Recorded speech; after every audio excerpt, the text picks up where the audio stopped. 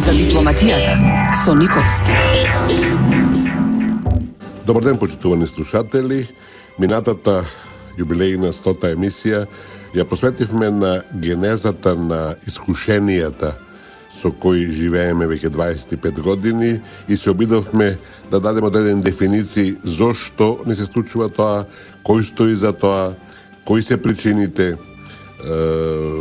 зашто пречиме, нели така, од повеќе аспекти ги гледавме сите овие наши настани проблеми со кои сме се соочуваме веќе, како што рековме, 25 години за четврт век.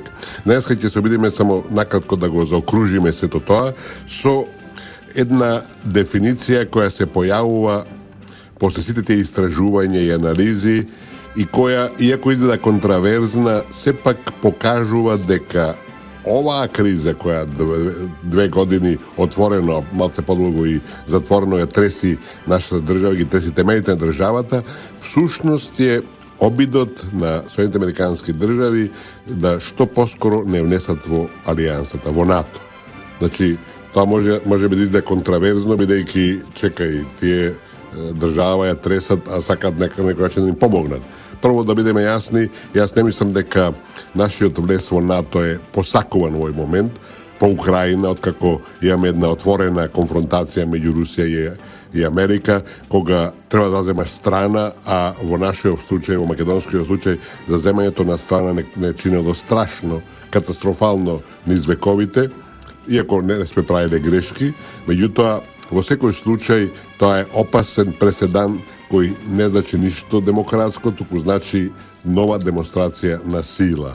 Значи, по Украина, откако, велам, таа конфронтација меѓу Русија и САД стана отворена, еден од главните приоритети на Вашингтон е да го стабилизира јужното крило на НАТО, а тоа е точно нашиот регион, и тоа не може да се реализира и без Македонија да биде членка на алијансата. Значи, нивниот приоритет, нивниот нагласен интерес сега да ние влеземе во алијансата. А како можеме да влеземе во алијансата кога таа има една позиција која е крута, недискутабилна, завземена во Букуреш во 2008 година, дека Македонија ќе влезе во НАТО само откако ќе го смени името, значи тоа е таа блокада, уцена ултиматум, прво името, потоа членство. Значи, прво прекастување. И бидејќи ситуацијата е така, да речем, итна, дека е загрижувачка за Вашингтон, дека сакат со сите начини да го намалат мреварскиот простор на Русија и да го спречат нивниот евентуален продор на Балканот, тие одат сега на робустно, без преседан, без никакви скрупули, едно присилување нашата држава да го прифати прекастување, односно да отвори патот за алијансата. Значи, тоа е заклучокот на оваа криза, дека таа не е предизвикана нити од некаков Заев и стични други типови, не е предизвикана од некаква шарена револуција која во суштина е хулиганска револуција. Значи, се работи за една политика на Вашингтон, за еден стратешки интерес, ако сакате, за нив, кој налага да сите тие 25 годишни порази кои доживуваа со нас, сега на директен и еклатантен начин се затворат, се прекинат и Македонија да капитулира. Тоа сме го објаснувале повеќе пати, само да спомнеме дека американскиот амбасадор во Скопје че кога, ако не да се реши името. А оваква ситуација, решението сите знаеме што значи. И само да го затвориме со уште детали овој дел од нашите објаснувања и анализи, а тоа е кога започна кризава, односно каде е коренот неизин. Ќе потсетам, почитувани слушатели, дека во февруари 2011 година премиерот тогашен Груевски беше во Вашингтон, се сретна со Џо Бајден и иако немаше никакви пошироки информации од тие разговори, беше јасно дека биде крајно непријатни. Дека е така ни го потврди американскиот амбасадор тогашен Рикер, кој во март, значи некаде отприлike после месец дена, во дневник изјави дека Вашингтон е загрижен бидејќи очигледно премиерот Груевски не ги прими, не ги свати пораките кои му беа дадени, значи во разговорите со Џо Бајден. И за да заклучи, денес, значи на 16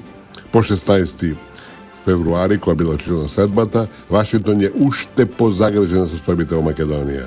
Со други зборови, тоа беше жолт картон за нашиот тогашен премиер, дека нема играчи со Америка, дека мора да се капитулира, дека мора да се промени името и дека тој жолт картон не го свати сериозно, односно не беше спремен да Македонија да капитулира, опстојна на политика наша, на нашиот простум и сега му се случува оваа бура која вели доста беше толеранцијата, доста беше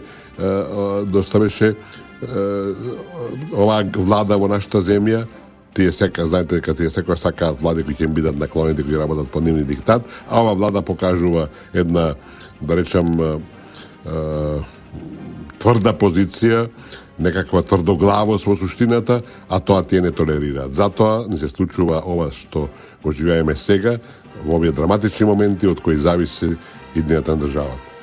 Денешната главна тема, почитувани слушатели, ќе биде каде е Русија на Балканот, зошто ја нема, кои се консидерациите на Москва околу овој дел од Европа и што можеме ние и другите земји од Балканот да очекуваме од тој правец. Мислам дека е веќе повеќе пати потврдено дека Русија нема стратегија за овој регион, дека Русија се повлече тотално по распадот на Југославија и Советскиот сојуз, откако за прв пат во историјата Вашингтон стапна на Балканот и мислам дека е спремен да се бори до крај, да не го препушти било кому овој регион. Значи, Москва е сега во некаква, да речем, изолација од Балканот, во секој случај во една дилема и во една неодлучност што да прави и како да превземе. Има некои, најново последно време, има некои индикатори дека има некои размисли тамо за некој поактивен однос кон овој дел од Европа. Меѓутоа, тоа се уште срамежливо и без некакви, велам, податоци или показатели кои ќе потврдуваат дека се работи за нешто сериозно. Најава одредена беше во тој правец Веста, дека предпоставам дека знаете дека во азискиот дел под водство на Путин и на Русија пред некое време беше формирана Евроазиска економска унија, што е неков пандан на Европската унија, во која зачленуваат засега Русија, Белорусија, Казахстан, Киргизстан и Ерменија. Значи, тоа е еден зародишна сериозен проект во азискиот дел и сега тие, значи таа Евроазиска унија, економска унија, и понудија на Србија пред да започне преговори за унификација на трговскиот режим, со што де факто ќе се создаде една зона на слободна трговија. Како што е познато, Србија веќе има договори за слободна трговија со Русија, Белорусија и Казахстан. Значи, сега ги, како би рекле, споредува или на оден начин унифициран, така најточен израз е тоа, трговските режими со овие две земји, Киргизстан и Ерменија. Кој ќе го направи тоа Русија, ќе се отвори сериозно голем пазар тамо и тоа може да биде пример и за другите балкански земји, иако за сега такви најави нема. Србија е во секој случај во голема предност пред другите балкански земји со трговијата през со Русија. Рускиот пазар е огромен и Србија има веќе некое време, подолго време имаше неформален договор за слободна трговија, иако не се лажем, после тоа беше склучен и формален договор за слободна трговија, додека Македонија иако повеќе пати е тоа побарано од наша страна и инициирано, додека јас работев во Москва на времето меѓу 2004 и 2006, меѓу таму немаше спремност, подготвено за такво нешто. Велам, ова е сега еден нов индикатор кој може да покаже, велам, понагласен интерес од таа страна кон Балканот. Истовремено се појавија информации дека Москва, слично како и на Кина, спрема некој фонд од 10 милиарди долари кој би бил инвестиран во Балканот, на Балканот, како некаков начин за решавање на инфраструктурни и слични проблеми, што е ако се потврди тоа, велам, има информации, меѓутоа не се целосно потврдени, ако е тоа точно, тоа ќе покажува некој поактивен однос на Москва. Меѓутоа во целина, сето тоа пак се сведува на онај економски дел од соработката, додека политичкиот и безбедносниот, кои за жал се уште доминираат овде кај нас, ги нема на виделина. Меѓутоа, иако овај сегмент од нивната пенетрација, така да речеме, позитивна на Балканот, започне по онака робусно, по суштински да се реализира, тоа ќе биде поволно за сите и ќе дозволи така да се отварат и други опции, и други размисли кои ќе значат и политика и безбедност.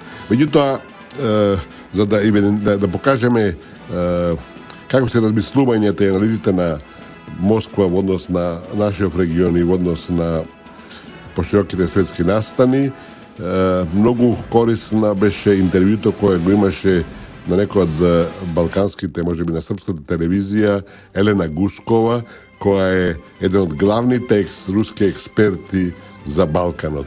Таа е дел од Институтот за балканските земји при Руската академија на науките, со која на времето имав доста често контакти и таму и во Скопје. И таа многу отворено ги постави работите, покажувајќи дека на Балканот ништо не е случајно, дека обоените револуции се оркестрирани од страна, дека иси такви имаше и во Молдова, и во Грузија, и во Украина, и дека ова што кај нас се случува не е ништо ново, туку напротив веќе еден сосема испробан концепт. И нејзиниот главен заклучок беше дека Македонија е на патот на американските настојувања да се руши Русија.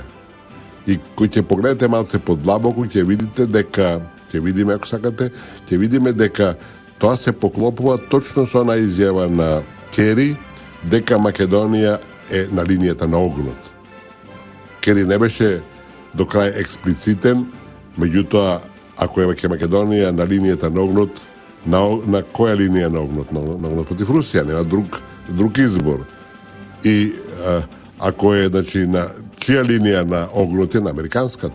И таа линија на огнот, американска линија на огнот против Русија, де факто го доживеа својот максимум со пучот во Украина и разбивањето на оваа голема словенска држава. Значи, кој ќе гледате од разни аспекти, работите се поклопуваат и мозаикот станува сосема јасен.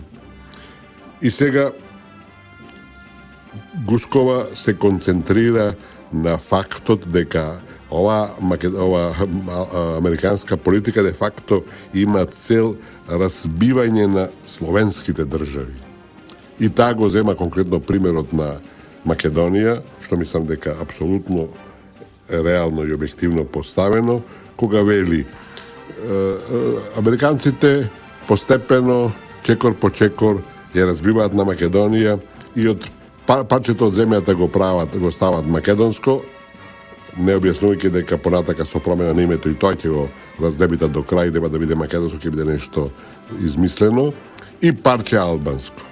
Значи, таа политика американска према Балканот, која повеќе пати сме објаснувале, кога играат на картата на албанците во регионот, и затоа создава де факто голема Албанија, која, како сме рекли да повториме, како проект е веќе преку 70% реализиран, со самиот факт дека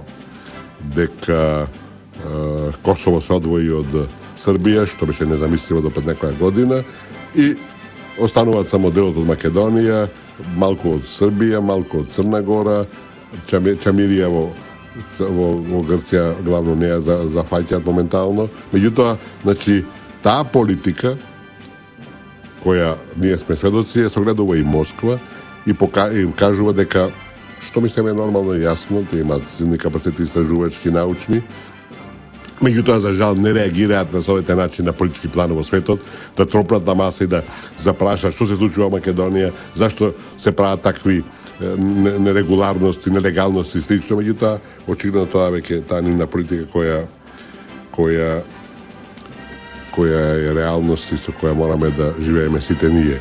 Значи, се работи на обединување на албанците, кој е процес кој тече и се развива и тоа со на релативно голема брзина.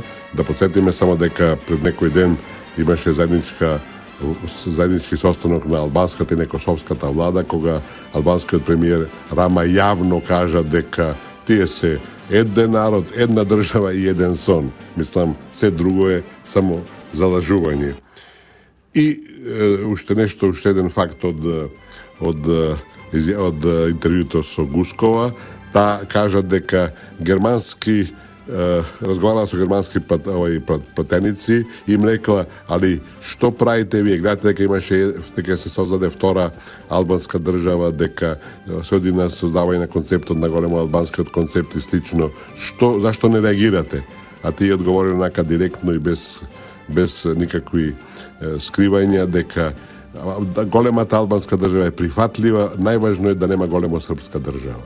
Значи, на еден индиректен начин се покажуваат сите тие тенденции кои се спроведуваат од Америка, али кои се жал си сериозно и длабоко поддржани и од Европа пред од Германија.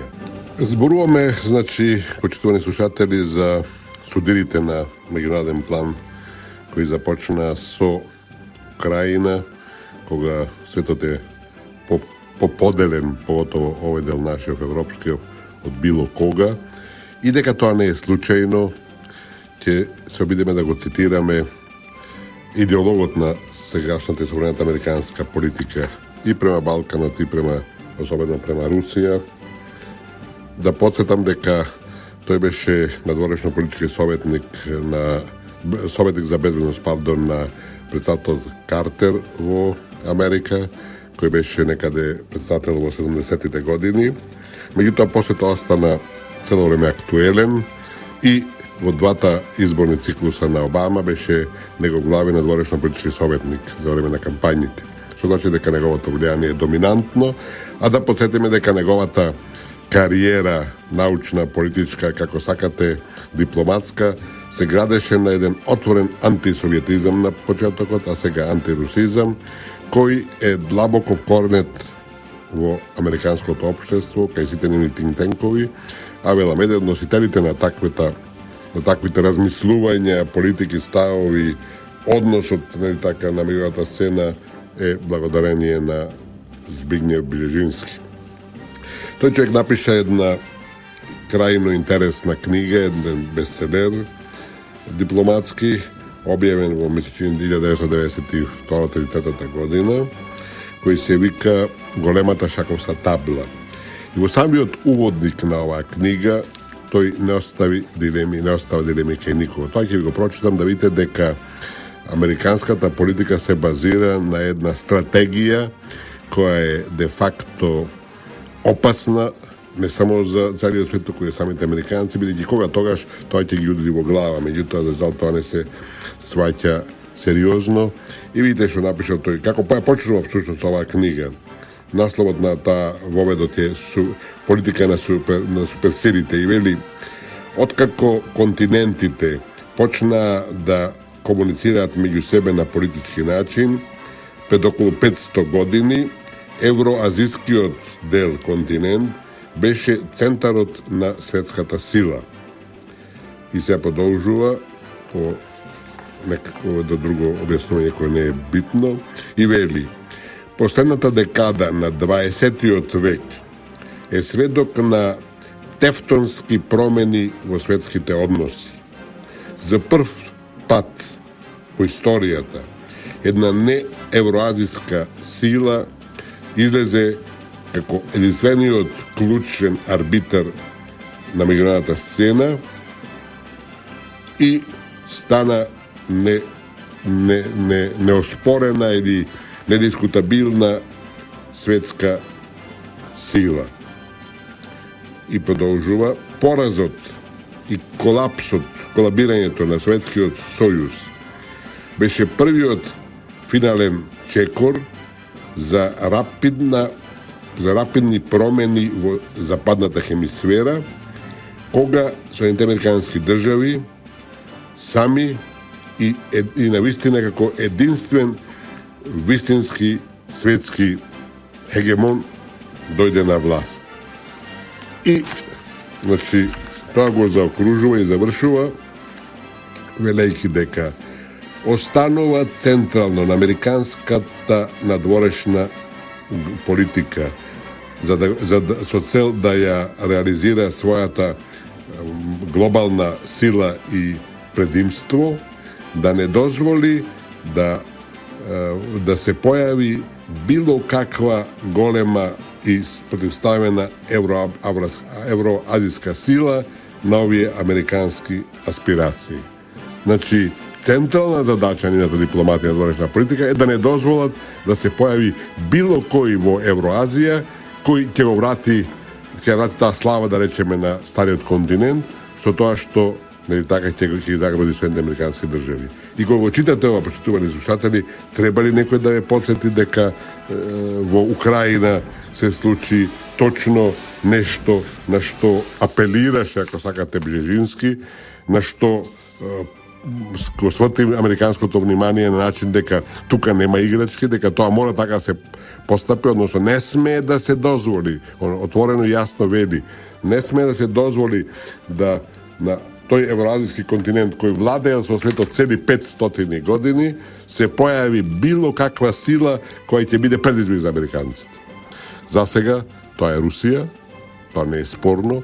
Кина ќе дојде, бидејќи Кина веќе има економски квантитативи кои се апсолутно на ниво на американските и ја загрозуваат американската економска доминација во светот. Меѓутоа на воен план, како некој стручњак убаво рекол, она што располагаат на воен план американците се е ситница према она вкупна американска воена сила. Значи, Русија од друга страна тука близко, некаде е понапред, некаде е поназад од Соединените американски држави, меѓутоа на воен план Кина е далеку зад американците. И сега да потсетиме дека веќе имаме судир во Јужното Кинеско море, кога кинезите недвосмислено ја покажуваат својата доминација во тој дел од светот, а американците сакаат да го оспорат тоа и веќе имало неколку нивни, да речем, судири или блиски допири на нивните бродови во ова море, кое е спорно и за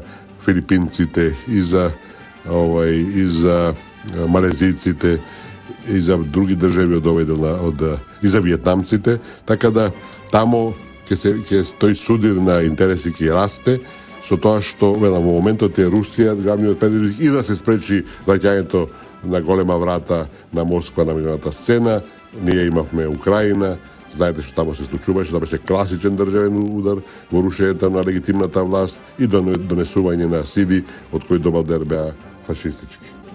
Почитувани слушатели, ова е последна емисија во овој циклус, бидејќи останата недела започнува летната шема на Радио Слободна Македонија и бидејќи можеби ве удавивме, ако така можам да кажам, со политики, со дипломати, со проблеми.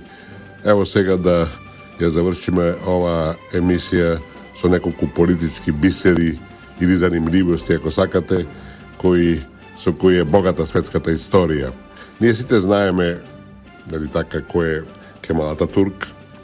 Турците биле тука 500 години и во целина не оставиле лоши спомени, иако робството си е робство, бидејќи ако сакале тие да не исламизираат како народ, го направи тоа во првите, ако не 50-100 години. Не го направили, затоа треба можеби да им бидеме и задоволни што сме обстанале тоа што сме. Ататурк е голем државник, е блеска фигура во турската историја и тој е де факто основач на современа Турција. Ја прогласи државата како секуларна, отвори илјадници школи за основно образование, за сите нивоа, а основното образование го направил бесплатно и образувачко. Жените добиле исти права како мажите, што и до ден денеска или до пред некоја година го немаше, и до денеска го нема во добар дел од арапските земји. Вие знаете дека има година, можеби, не верувам 2, откако Саудитска Арабија дозволи да жените гласаат. Да мислите, жените нема на право на глас во една држава која е меѓу најбогатите во светот. Видите, Кемал Ататурк уште на почетокот од минатиот век дозволи жените да гласаат и да подсетам дека Кемал Ататурк живеел од 1881 до 1938 година, значи доминирал во првата половина, особено на минатиот век. И еден од проблемите во Турција, со време на Турција, а денеска тоа се појавува во форма на шамии, кои муслиманките ги носат обавезно, се јавува како проблем во Франција, во повеќе други земји, се доносат разни закони, а бурките, кои потполно ги за скриваат жените, били еден од проблемите со кои се соочил и Кемал Ататурк. Го решил на еден најсофистициран начин, мислам тоа е еден безпрекорен пример како може да се дојде до решение без употреба на сила, без употреба на присила, ако сакате во конкретниот случај. Значи, Кемал Ататурк да го реши тој проблем, прогласил дека сите жени можат да носат што сакаат, што велам повторно и денеска е проблем во некои земји кај што исламот е доминантна религија, ама рекол, проститутките мора да носат бурки. Со видите за еден гениален потек, ја постигнал целта. Утредента немало жени со бурки на улиците во Турција. Безпрекорен, велам, потек, нешто што восхитува и што покажува дека секојаш има решение и тоа е едно убаво решение, само ако се сака. Секи ви раскажем уште еден случај кој го чув дека служба во Атина, во Тирана, во периодот од 1998 до 2002 година. Немам повеќе потврди за тој случај, меѓутоа го имам слушнато од сериозни лица, потврда ми е на две места најмалку, меѓутоа нема некаква поширока официјална речам потврда. Се работи за проблемот со крвната освета. Денеска знаеме дека во Албанија има преку 10.000, мислини во главата ми се врти бројката од 16.000 луѓе, лица, кои се кријат, не издегуваат надвор од своите домови заради крвната освета. Значи, тој проблем денеска е исто така актуелен, исто така загрижувачки и без никаква можност да се реши. Меѓутоа, во времето на диктатурата, знаете, диктатурите како такви имаат и некои позитивни карактеристики што овозможуваат решавање на некои проблеми кои иначе може да станат ендемски. Во конкретниот случај, за време на таа страшна европска диктатура во Албанија, апелите на партијата, нели така, која доминира во се, да се прекине крвната освета, не дава резултат. И кога се случил еден таков настан, Еме Роџа, дали лично или како не е важно, му го припишуваат него, а такво нешто не е било возможно, сигурно без негова согласност, ако не идеја, наредил сите од фамилијата на убиецот, значи носителот на крвната освета, да се убијат. Не знам колку лица биле во прашање, 10, 15 или било колку, и тоа било направено. Мислам, се крева косата на главата кога се сочувате со еден таков случај.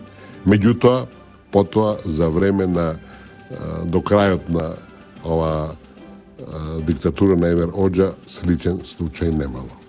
Проблемот бил решен, бидејќи секој латентен, следен изведувач на крвна освета бил свесен дека не само тој, дека целото семејство ќе му биде сотрено. Видите, тоа се можеби нехумани начини.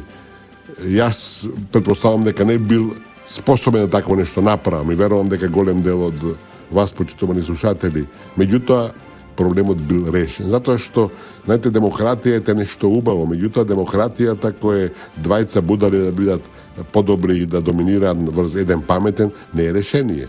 Или дека тоа што е нормално, прифатливо, легално, функционално за една Кина, разбирате, за една Америка, не може да биде за една Кина. Така да, решенијата, нивото на демократијата мора да биде секојаш во согласно со локалните традиции, навики, обичаи, ако сакате, што спротивно станува контрапродуктивна. Ќе потсам дека во 1986 година на площадот Термен во Пекин се случи демонстрации на нека биде неколку илјади студенти кои бара демократизирање на Кина. Режимот одговори со сила. Имаше мртви, имаше штети и така натака. Меѓутоа, Кина не загуби својата стабилност. Ако тие не знам дали тие биле поттикнати од ЦИА и така натака. Немам податоци, не можам да тврдам да дали имало некој влијание западно имало, или како било тоа оркестрирано, не сум запознат да го тоа објаснам. Меѓутоа, знаете, тој еден крвав чин кој во основата заслужува осуда, обезбеди да Кина потоа стане светска суперсила економска, да се решат едно чудо проблеми, да за сите нејзини жители има парче од колачето, а во спротивно, ако таа, да така наречам, шарена нивна револуција успееше, бидете убедени дека Кина во меѓувреме ќе се распаднеше со невидени војни и последици кои ги трпеше целиот свет. Значи, сите тие оценки, мерки, така натака, мора да бидат во служба на нешто што е долгорочно, што е во интерес на сите, а не што е интерес на некакви надворешни хегемони и држави кои водат сметка само со сопствените интереси. Полека ја привршуваме при крај последната пред летна одморска емисија, почитувани слушатели, и да ја потсетам како вообичаено, дека не е важно дали сте вие исполитизирани, дали навивате за некоја политичка партија, дали издегувате на избори, а ако не издегувате тоа е погрешно и лошо, и дали се удирате во гради дека сте патриоти или не, во секој случај купувајте македонски производи. Тоа е ваш личен и фамилиарен интерес и не заборавајте го секогаш, во секоја прилика кога ги трошите вашите пари. Денешната умност, како да важи за нас, таа гласи: не е страшно ако нешто си пробал, а не си успеал. Страшно е ако не си пробал, а си можел. Ова мене лично ме подсетува на фактот дека веќе четврт век сме жртва на странски интереси, предводени прецизно и јасно од светскиот хегемон, а ние се уште немаме три чисти, тоа да го кажеме јавно, и ако не го кажеме јавно, да го кажеме на директна средба со истите во Вашингтон и во Скопје, да им скренеме внимание дека тоа што го прават е неприфатливо, антиисториско, нецивилизацијско, нелегално и слично, меѓутоа ние си молчиме и затоа ова ни се случува. Додека вака постапуваме, не ги отвориме картите, почитувани слушатели, лошо ни се пишува. Значи е страшно ако не си пробал нешто, а си можел. Тоа зависи од тебе, од одушноста, и поразите не смеат да разочаруваат, да онеспособуваат, да напротив. Поразите треба да бидат мотив за победа, мотив за успех. Има една прекрасна мисла која вели: од пораз во пораз до конечна победа. Тоа треба да биде нашиот мотив. Македонија е изложена на неправди, на туги интереси, и ние не треба да дозволуваме да те успеат, бидејќи се работи за нашиот опстанак. Од нас зависи дали ќе успееме или не. Меѓутоа, ако не сакаме да пробаме нешто што ни е исклучително потребно, нема далеку да стигнеме. Македонија ќе успее, не се кирајте, меѓутоа треба да бидеме подлучни, покоординирани и поагресивни, ако сакате, бидејќи не напаѓаме никого, туку се браниме. Ова е последната емисија која што споменав во овој циклус, бидејќи следната недела почнува летната програмска шема на Радио Слободна Македонија. Имајте пријатни летни денови и останете на броновите на Радио Слободна Македонија. Здравје Боже, се слушаме на есен. Благодарам за вниманието, почитувани слушатели. Трговско радиодифузно друштво Радио Слободна Македонија. Уредник и водител на емисијата Ристо Никовски. Датум на продукција 9 јуни 2016 година. За дипломатијата со Никовски.